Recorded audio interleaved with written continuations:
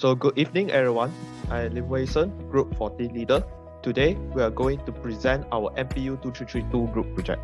First of all, let me introduce my team members who are Amelia Chi Ai Ling, Ching Xing Yi, Erwin Tay Yun Jie, Ng Yi Jun, Tan Jie Ming, and Yong Ting Jun. Out of the 5 topics, there are 2 topics that we will cover. First one is future alternative energy, and the other one is sustainable transportation. Before that, let me introduce the plans that have been developed. The first one is the Green Technology Master Plan Malaysia, and the other one is Energy Transformation 2050. Both of them are green plans and outlines the strategic plans need to reduce the carbon footprint. Let me let Chin Sing Yi to talk about the future alternative energy. Our first topic is future and alternative energy. Next. What is future and alternative energy? Future and alternative energy is the source of energy that doesn't use fossil fuels. For example, hydroelectric, geothermal, ocean, hydrogen, biomass, solar, and wind. Next. So, first of all is hydroelectric. Hydroelectric is the water gains potential energy just before it splits over the top of a dam or flows down a hill. The potential energy is converted into kinetic energy as water flows downhill. The water can be used to turn the blades of a turbine to generate electricity, which is distributed to the power plant's customer. Next. For the advantage of hydroelectric is a renewable source. It's feasible to utilize other renewable sources. It also contributes to the storage of drinking water. Hydroelectric increases the stability and reliability of electricity system. It also can improve the air we breathe and offer a significant contribution to development. Next. For the second is the geothermal. The geothermal is an environmentally friendly resource. Its potential to meet heating, cooling, and electricity demands for the future. People will use geothermal heat for buffering to heat buildings and to generate electricity. Next. For the advantage of geothermal is environment friendly, renewable, huge potential, heating and cooling, reliable, and no fuel requirement. So I will pass it to Yong Ting Jun. So for ocean is an energy that is transformed or gained from tidal waves or thermal energy. Tidal is a form of hydropower that converts the energy of tides into electricity through an underwater turbine. For wave energy, it's actually similar to tidal form, but it uses wave energy instead of tidal to push the underwater turbine. For thermal energy, it uses the heat of the underwater and it will produce a water vapor to produce energy. Next slide. For the advantages of ocean, it's an renewable and environmental friendly energy form which doesn't harm the ecosystem, and it's abundant and widely available throughout the whole earth. You have a lot of ways to harness it, such as tidal wave and thermal, and it's easily predictable and it generates a huge amount of energy. Let me pass to Erwin to talk about other energy. The next energy is hydrogen. Hydrogen fuel can be an option as alternative future energy source. Hydrogen is mostly used in hydrogen fuel cells. There are many man-made methods in extracting hydrogen atom, for example, steam methane, reforming, electrolysis, and so on. Steam methane reforming is a reaction with steam to produce hydrogen atom. Electrolysis, a process in separating water molecule H2O into oxygen and hydrogen. And the next are photobiological process, photoelectrochemical process, photovoltaic-driven electrolysis, and solar thermochemical. And next we'll be looking at advantages of hydrogen. Hydrogen is the most abundant element on Earth. Here we see the advantages of hydrogen, and the most stand-up one is hydrogen being a zero-emission combustible fuel where it is eco-friendly. Next is the biomass as alternative energy. Biomass is derived from organic matter such as wood, crop waste, and garbage. Its first energy is derived from our sun via plants' photosynthesis. This energy is made viable because it achieves carbon neutral state. And next we'll be looking at the usage of biomass. Biomass is used in thermal conversion, biofuel, biochar, and hydrogen. Next we'll be looking at the advantages of biomass, where biomass is always and can be widely available as a renewable source. Biomass is carbon neutral and it reduces the over-reliance of fossil fuels. Biomass is less expensive because it can be found almost anywhere, and it also reduces landfills on planet Earth. And next, I'll pass the time to Jin Xin Yi. Solar energy is the energy from the sun that is converted into thermal or electrical energy. There are 4 types of solar system used in Malaysia. The first one is grid-connected solar with energy storage. The energy stored in the battery form. The second one is direct current solar system. It provides electricity to DC appliance or battery. The third one is grid-connected system. It diverts extra energy back to the grid. The last one is the off-grid residential solar panel system. It is not connected to the grid but requires battery storage. Next. The advantage of solar energy is pollution-free, reduced dependence on fossil fuel. The energy can be stored in battery. It is safer compared to traditional electric current. No maintenance needed. Excess solar power can flow back to the power company. Can be installed in everywhere. Create jobs by employing manufacturer and installer. Next.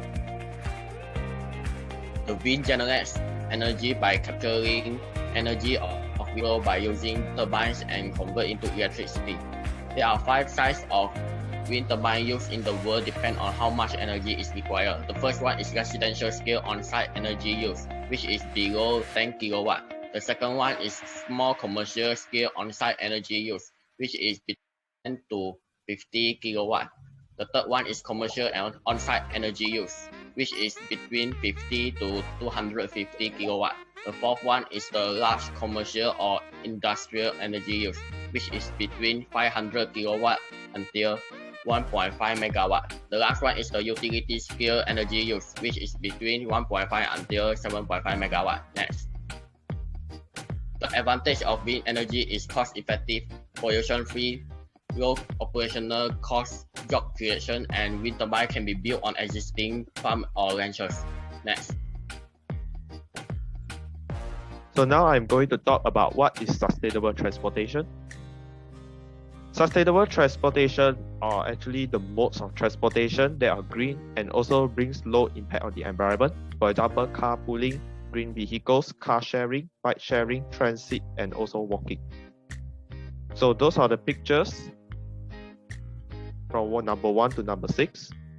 So for green vehicles are actually vehicles types that depends fully or partly on alternative energy rather than using fossil fuels.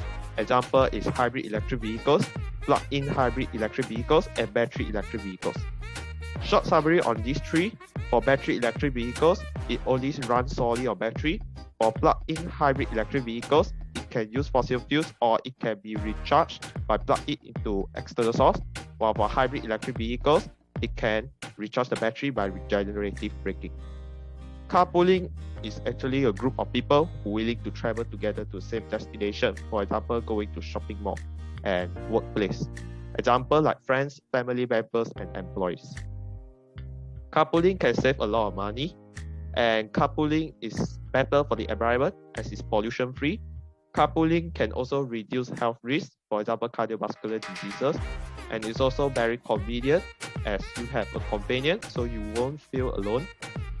And carpooling provides commuting option for those people who is limited in commuting option. And the last one is carpooling is also a friendship maker, which can let you make friends easier. Now I will pass to Tan Jieming to talk about car sharing. Car sharing is the type of service which offers casual drivers the option to rent a car by hour or day. There are 2 types of car sharing, which is one-way and two-way.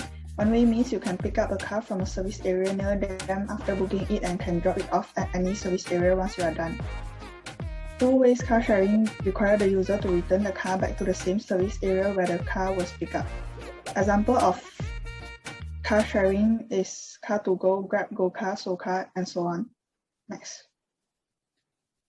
Car sharing brings a lot of advantage to the society, such as less traffic and congestion, lower wear of road, less air pollution, less needed for parking, development of other transport and mobility infrastructure, new technology adopt faster as car share vehicles are replaced more frequently than private vehicles, which technological shift will be more quickly integrated into society.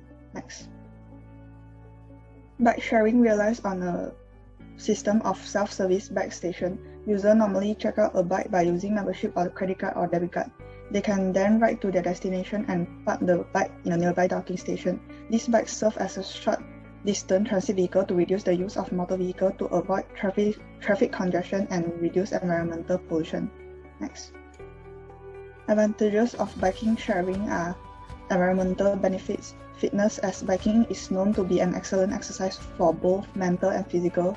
Convenient to use as there's no worries about bicycle maintenance and is a greater embrace of cycling. So now I'm going to talk about walking as a means of transportation. 30 minutes of walking every day can increase cardiovascular fitness, strengthen bones, reduce excess body fat, and boost muscle power and endurance. Based on the research, by walking 10,000 steps every day, people can lower the mortality rate of a sedentary, which is someone who is inactive, by more than 40%. Next.